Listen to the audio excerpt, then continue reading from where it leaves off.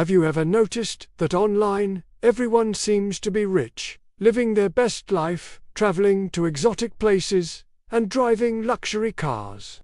But then you look around you, offline, and everyone just seems tired. Tired from work, tired from the daily grind, tired from trying to keep up.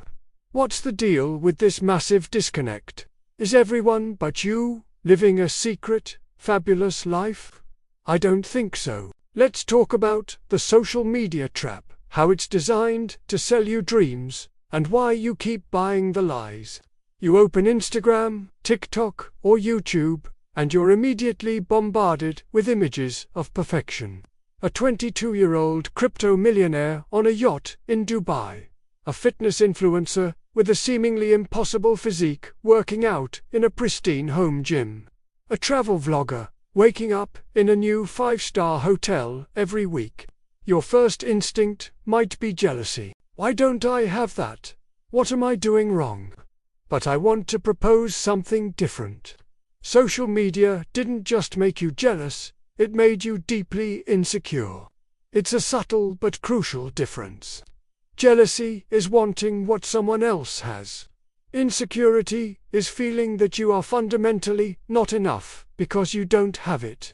The algorithms that run these platforms are incredibly intelligent, but not in the way you might think. Their goal isn't to educate you or show you reality. Their goal is to keep you scrolling. And what's the most effective way to do that? By showing you a reflection of what you lack. The algorithm knows your desires, your fears, and your aspirations better than you do. It sees you lingering on a video of a new sports car, so it shows you 10 more. It knows you paused on a post about a tropical vacation, so your feed becomes an endless beach. It's a carefully curated stream of everything you feel is missing from your own life, designed to make you feel inadequate, to keep you hooked, and to make you want more. It's not a window into the world. It's a mirror reflecting your own insecurities back at you. This brings us to a critical revelation, something that took me a long time to understand. Influencers, especially in the luxury and lifestyle space, aren't actually selling you products. They aren't selling you a watch, a handbag, or a workout plan. They are selling you permission to dream. They sell you the feeling, that owning that thing will bring you. They are selling the fantasy that if you just buy this one item, your life will transform into the perfect picture you see on your screen. The product is just the ticket to enter the fantasy. Let's look at the hard data, because this isn't just a feeling. It's a multi-billion-dollar industry. According to data from Meta in 2023, a staggering 87% of all luxury brand sales can be traced back to an initial interaction on social media.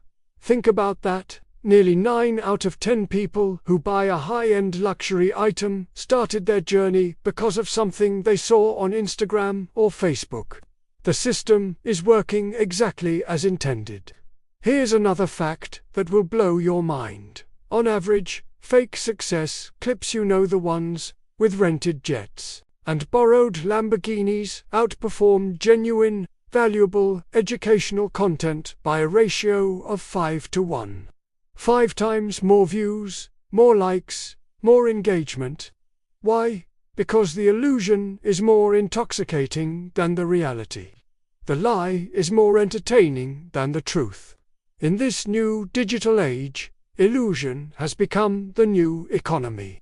We are living in a marketplace of fantasies, where authenticity is a brand strategy and vulnerability is a content pillar. People aren't just selling products, they're monetizing a lifestyle that, in many cases, is completely fabricated. It's a performance. They rent the cars, they stay in the hotel for one night just for the photo shoot, they buy the designer clothes and return them the next day.